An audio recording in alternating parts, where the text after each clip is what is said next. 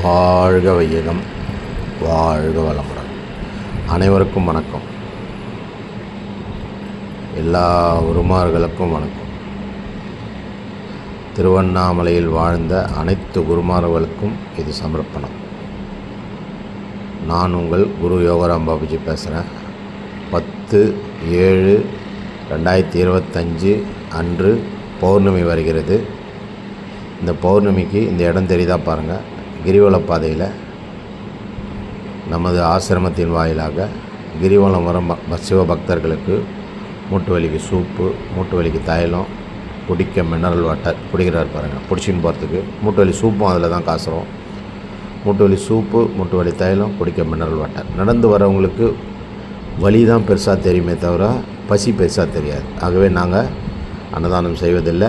இதுதான் அன்னதானமாக செய்கிறோம். மூட்டு வலி சூப்பு, மூட்டு வலி தைலம், குடிக்க மினரல் வாட்டர்.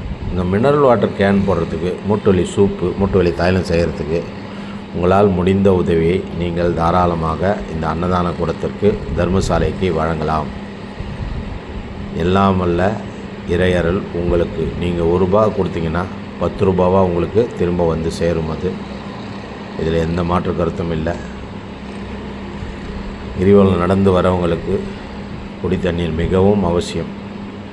ஆகவே தவறாமல் இந்த இடம் எங்கே இருக்குதுன்னு பாருங்கள். மூட்டு வலி தைலம் கொடுக்குறாங்க பாருங்கள். சாமிஜி தண்ணி கேன் இருக்குது பாருங்கள். இந்த மாதம் 2 பட்டு வருது. புதன்கிழமை நைட்டு, வியாழக்கிழமை நைட்டு 2 நாள் இருக்குது பௌர்ணமி. ஆக நிறைய தேவைப்பட்டிருக்குது. எல்லா மக்களுக்கும், கிரிவலம் வர பக்தர்களுக்கு இந்த சேவை தொடர்ந்து நடைபெற உங்கள் ஆதரவு தேவை.